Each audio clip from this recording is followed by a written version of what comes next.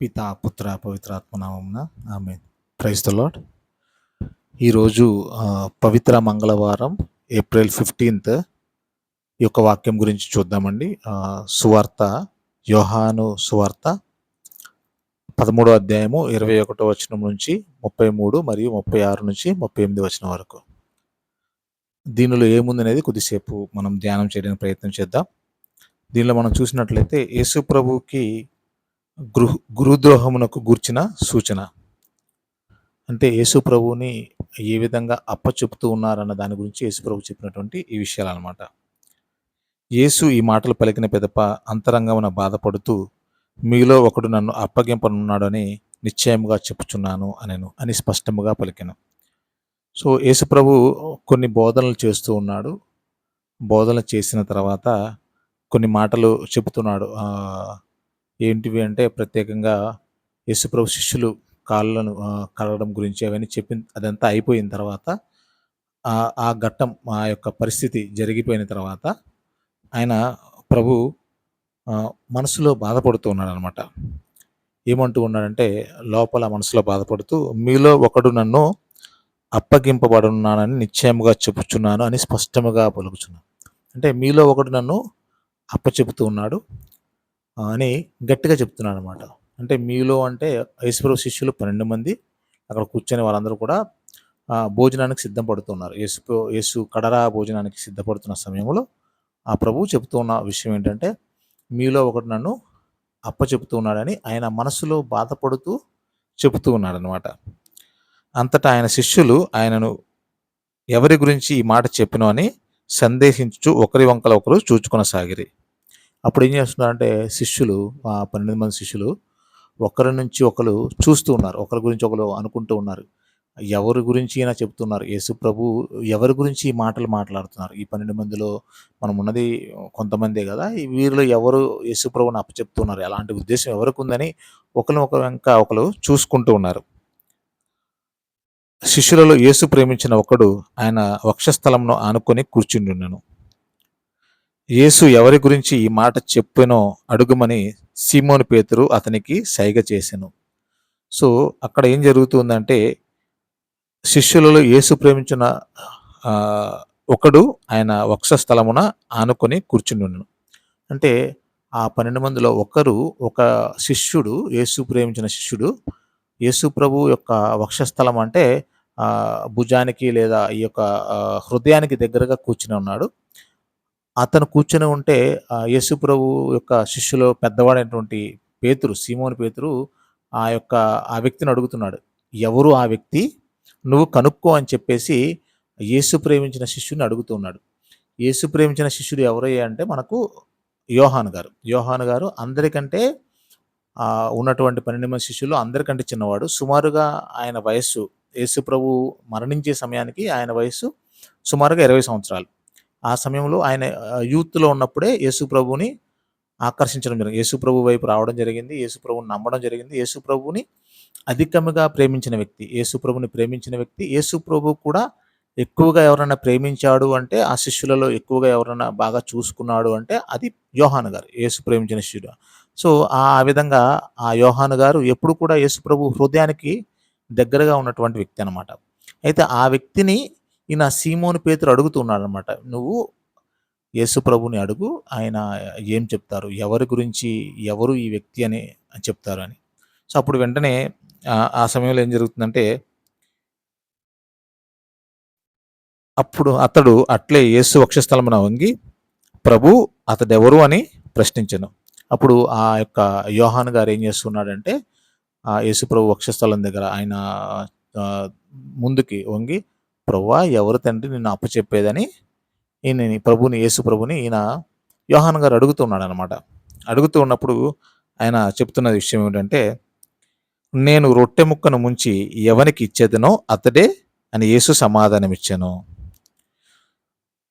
అప్పుడు ఏం చెప్తున్నాడంటే యేసు ప్రభు ఏం చెప్తున్నాడంటే, నేను రొట్టె ముక్కను ముంచి ఎవరికి ఇస్తానో అతడే నన్ను అప్పచెప్పే వ్యక్తి అని యేసు ప్రభు ఈ యొక్క యోహాను గారికి సమాధానం ఇస్తూ ఉన్నాడు. సో దాని తర్వాత ఒక రొట్టె ముక్కను ముంచి సీమోను ఇస్కారియేతు కుమారుడగు యూదాకు ఇచ్చెను. అయితే ఆయన తర్వాత ఏం చేస్తూ ఉన్నారంటే, ఆ మాట చెప్పిన తర్వాత వెంటనే ఒక రొట్టెని తీసుకొని దానిని ముంచి దేనిలో ఉంచుతున్నారంటే అందుకొని రొట్టె ముక్కను ముంచి సీమోను ఇస్కారియోతు కుమారుడగు యూదాకు ఇచ్చాను. యూదాకి ఇస్తూ ఉన్నాడు యేసుప్రభు. ఆ యూదాకి ఈ యొక్క రొట్టె ముక్కను ఇస్తూ ఉన్నాడు. ఇచ్చిన వెంటనే ఆ ముక్కను అందుకున్నంతనే సైతాను అతను ఆవేశించెను. అప్పుడు యేసు వారితో, నీవు చేయుచున్నది వెంటనే కానిమ్ము అని పలికెను. సో ఇక్కడ ఏం చేస్తున్నాడంటే యేసు ప్రభు ఆ యొక్క రొట్టె ముక్కను తీసి దాన్ని దాంట్లో ముంచిన తర్వాత ద్రాక్షరసంలో ముంచిన తర్వాత ఈయనకి ఇస్తూ ఉన్నారు. యూదాకి ఇస్తూ ఉన్నాడు. యూదాకి ఇచ్చిన తర్వాత యూదా ఏం చేస్తున్నాడంటే అది అది తిన్న వెంటనే యూదాలోకి సైతాను ఆవేశించింది. సైతాను ఆవేశించి ఉన్నది. అప్పుడు ప్రభు చెప్తున్నాడు, నువ్వు ఏమనుకుంటున్నావో దాన్ని చెయ్యని యూదాతో యేసు ప్రభు పలుకుతూ ఉన్నాడు. అక్కడ చూసినట్లయితే మనం ఇక్కడ ఇద్దరు వ్యక్తులు మనం చూస్తున్నాం. యోహాను గారిని చూస్తున్నాము, యూదాని చూస్తున్నాము, పేతురుని చూస్తున్నాం. 3 రకాలైనటువంటి వ్యక్తులను చూస్తున్నాం. ఇక్కడ పేతురు గారు ఉన్నారు అంటే యేసు అందరికంటే పెద్దవాడు, అందరికంటే వయసులో పెద్దవాడు. యేసు ప్రభుని నమ్ముకున్నటువంటి వ్యక్తి.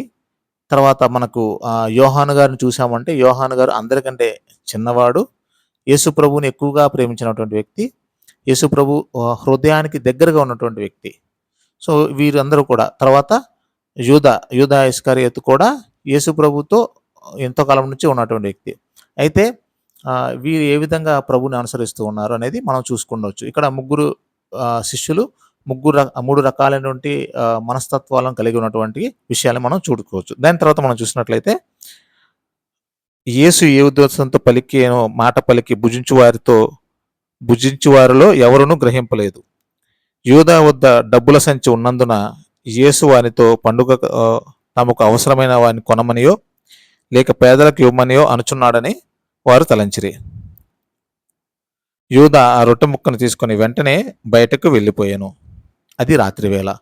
సో వాళ్ళు ఏమనుకున్నారంటే యూదాతో యేసుప్రభు చెప్తున్నాడు, నువ్వు వెళ్ళి నువ్వు అనుకున్న దాన్ని చేయమని చెప్తున్నాడు. అప్పుడు యూదా దాన్ని తీసుకొని ఆ సంచి కానీ ఆయన దగ్గర ఉన్నటువంటి ఆ సంచిని తీసుకొని ఆయన వెళ్ళిపోతూ ఉన్నాడు. ఆయన దగ్గర ఎప్పుడు కూడా డబ్బుల సంచి, ఎప్పుడు కూడా డబ్బులను వారికి ఉన్నటువంటి డబ్బులన్నీ కూడా క్యారీ చేసేది యూదానే, డబ్బులను మెయింటైన్ చేసేది యూదానే. సో వీళ్ళు ఏమనుకుంటున్నారంటే యేసుప్రభు ఇంకొక పనిని చెప్తున్నాడు. ఎక్కడికైతే అన్ని చోట్లకి వెళ్ళి ఏదైనా పేదలకు తేవడం కానీ, లేకపోతే పేదలకు పంచివ్వడం కానీ, లేకపోతే ఆహార పదార్థాలు సమకూర్చడం కానీ, ఈ ఫైనాన్షియల్ మ్యాటర్స్ అన్నీ కూడా ఈ యూదా చూసుకునేవాడు.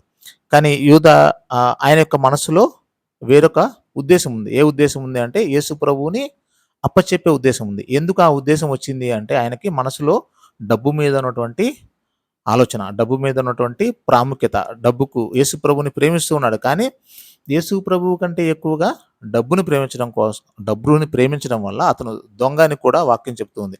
అతను ఆ యొక్క మనస్తత్వం వల్ల యేసు ప్రభువు కంటే ఎక్కువగా డబ్బుని ప్రేమించి డబ్బు కోసం యేసు ప్రభువుని ఆయన అమ్మివేస్తూ ఉన్నాడు. ఇక్కడ పేతురు గారు చూసినట్లయితే పేతురు గారు కూడా యేసు ప్రభుతో ఉంటూ ఉన్నాడు. యేసు ప్రభుని అనుసరిస్తూ ఉన్నాడు. నేను ఎంతకైనా నేను ఉంటాను, యేసు ప్రభుతోనే ఉంటాను అంటూ ఉన్నాడు. తర్వాత యోహాను గారు చూసినట్లయితే యేసు ప్రభుకి హృదయానికి దగ్గరగా ఉన్నటువంటి వ్యక్తి.